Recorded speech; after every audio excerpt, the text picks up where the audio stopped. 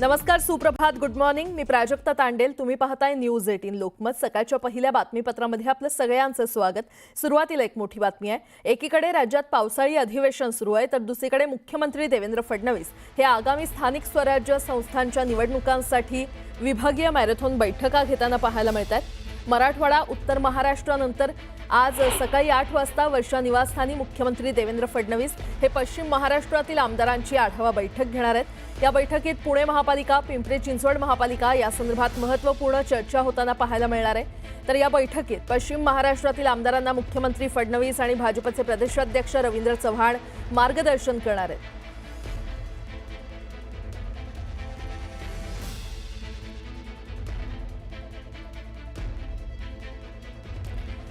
स्थानिक स्वराज्य संस्थांच्या निवडणुकीपूर्वी शिवसेना आणि रिपब्लिकन सेनेची युती होणार आहे. आज दुपारी उपमुख्यमंत्री एकनाथ शिंदे आणि आनंदराज आंबेडकरांच्या रिपब्लिकन सेनेच्या युतीची घोषणा होणार आहे. यापूर्वी शिवसेना प्रमुख बाळासाहेब ठाकरेंनी नामदेव ढसाळ आणि अर्जुन डांगळे यांच्या सोबत शिवशक्ती आणि भीमशक्तीचा प्रयोग केला होता. त्यानंतर उद्धव ठाकरेंनी ॲडव्होकेट प्रकाश आंबेडकरांसोबत युती केली होती, पण तो प्रयोग अयशस्वी झाला. आता उपमुख्यमंत्री एकनाथ शिंदे आनंदराज आंबेडकरांच्या पक्षासोबत युती घडवून आणलेली आहे.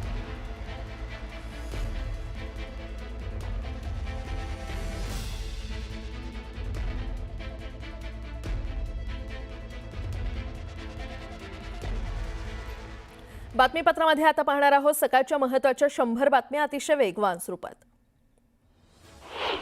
महायुतीकडून स्थानिक स्वराज्य संस्था जिंकण्यासाठी तयारी सुरू करण्यात आली आहे. महायुतीकडून राज्याप्रमाणे जिल्हास्तरीय समन्वय समिती स्थापन करण्यात येणार आहे. शरद पवार यांच्या राष्ट्रवादीचे प्रदेशाध्यक्ष जयंत पाटील यांनी प्रदेशाध्यक्ष पदाचा राजीनामा दिलाय. शशिकांत शिंदे यांच्याकडे प्रदेशाध्यक्ष पदाची जबाबदारी देण्यात आली आहे. पक्षात नाराज असलेल्या प्रकाश महाजनांनी मनसेच्या प्रवक्तेपदाचा राजीनामा दिलाय. देव बदलणार नाही आणि देवानं बोलावल्याशिवाय जाणार नाही. राजीनाम्यानंतर महाजन यांनी हे वक्तव्य केलं.